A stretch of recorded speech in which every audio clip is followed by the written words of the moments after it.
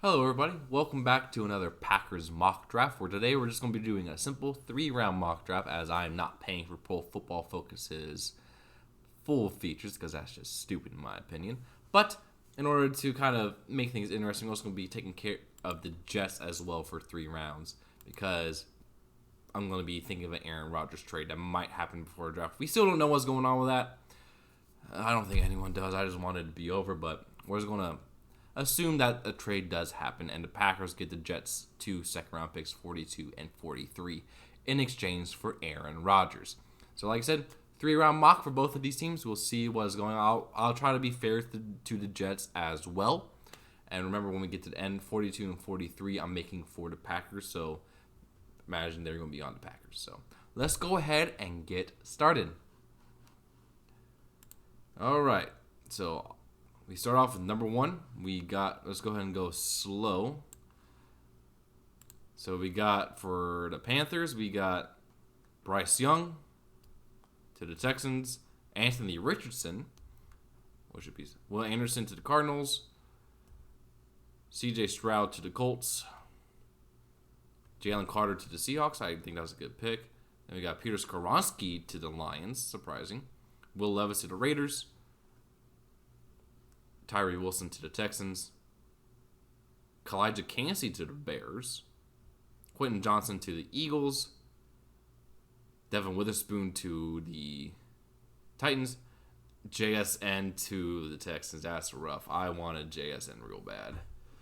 But that brings us up to the New York Jets.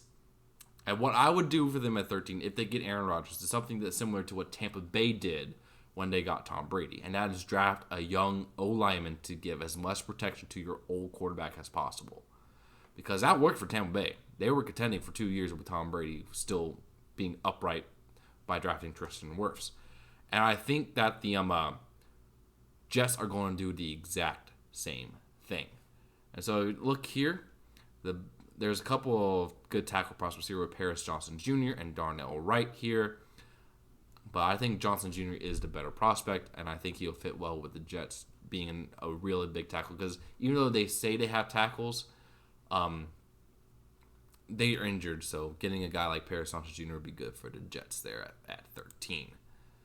And then we get to the Patriots, who they're taking Lucas Van Ness. So we get to the Green Bay Packers. And this is where things get interesting because there's 2 players here I'm looking at. Dalton Kincaid, routinely regarded as the best tight end in the draft, or Brian Branch, the best safety in the weak safety class. Now the question is, do we wait for a tight end? I personally would say yes, wait for a tight end because this is a very, very deep tight end class. And so with JSN off the board, I would go Brian Branch here, mainly because safety is such a massive need for the Packers, and this is a very, very weak safety class. There's not really many safeties I would consider taking, whereas there's a bunch of tight ends that I would love to have on the Packers, many of who will be in the second round. And so with the 15th pick, I'm going to go Brian Branch just to fill that need of safety, either as a box, nickel, playing with whatever you want in the secondary, because it's just more immediate to get the best one rather than getting the best tight end. So Brian Branch, safety out of Alabama for the Packers. Then we got for the Commanders, Deontay Banks. That's a good pick. Dalton Kincaid to the Joey Porter Jr. Darnell Wright to the Buccaneers. That's a good pick. Nolan Smith to the Seahawks. Brian Brees to the Chargers. Miles Murphy. Man, Christian Gonzalez fell in this mock, so he goes to the Vikings with John, Emmanuel Forbes, Broderick Jones, Zay Flowers, Michael Mayer, Will McDonald, Felix Anduki-Uzoma, Anton Harrison, DeJuan Jones, Osiris Torrance, Mozzie Smith, Diane Henley, Jordan Addison, BJ Ojulari, Adebawore, Josh Downs, Nathan Dell. Okay, so these 2 picks, they're being made for the Packers. I can't make trades because I'm not paying for it, but I'll say that these 2 here are picks that the Packers get in the Aaron Rodgers trade. Straight up the 2 second round picks for Rodgers. Just saying that. And so even though it was going to be marked as Jets, this is a pick for the Packers. And I'm seeing how this draft board fell. And I see that Sam Laporta is here. I love that pick. Sam Laporta is great. Where is the... And Darnell Washington is here too, so we might be taking 2 tight ends and 3 picks. So I'm going to first go with Sam Laporta here, tight end out of Iowa, because I think he is definitely more of a pass catcher. And he's been flying out draft boards, so I think he would be a great fit for the Packers. So we can go Sam Laporta.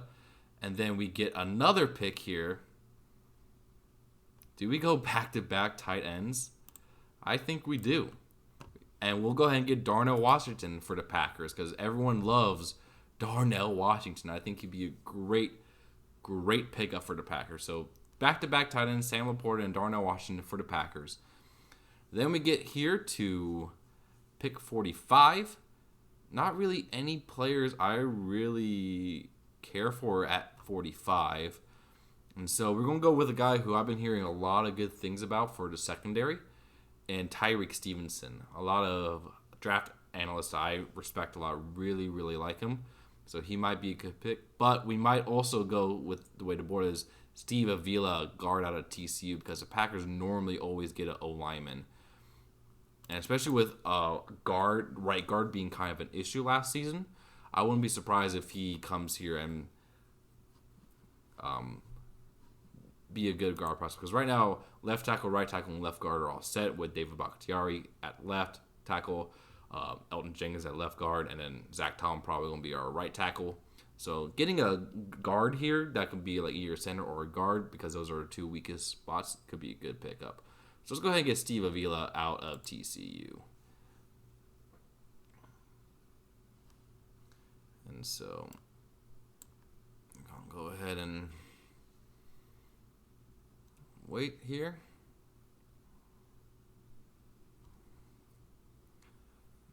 Okay, so this is going to be the last pick of this mock draft. It was a quick one because I'm not paying for anything. And so we get to here at 78. And I'm thinking about edge is a big need, so Carl Brooks could be an interesting player here. But also think about getting a nice wide receiver as well, in A.T. Perry out of Wake Forest. This dude is the size of Packers love a receiver. 6'3", 198 pounds. Real good receiver. Had 81 receptions on 1,100 yards, 11 touchdowns. Like, this is the kind of guy the Packers like to pick. Also, as well, Carl Brooks could be a good guy for our D-line. More as a 3-technique guy, so it'd be interesting there. So, I don't know. I really like A.T. Perry. I also really like Carl Brooks. But this is a draft, to me, where you get as much help for Jordan Love as you can. So, I'm going to go with A.T. Perry, wide receiver out of Wake Forest here at 78. So, go there. I would love to get Carl Brooks, but I think we need to get as many weapons for Jordan Love as we can. I think we succeeded in this one. Okay, so remember, the 2 tight ends are for the Packers. No, go away. So if we go here, the Packers got Brian Branch, Steve Avila, A.T. Perry, Sam Laporta, and Darnell Washington. So I think this is a great draft. For me personally, we got the best safety there. 2 really good tight ends, Sam Laporta and Darnell Washington, that will really be good as our 2-tech tight ends, because the Packers love running those formations. These guys will be fantastic together. Washington as a big body, be able to go up there. Sam Laporta more as a receiving threat. And then getting Steve Avila to be a really good guard to come up there will be good. And then A.T. Perry as a really good wide receiver for the Packers as well. And so that's my quick little 3-round mock draft. So let me know what you guys think down below. And I'll see you guys again very, very soon.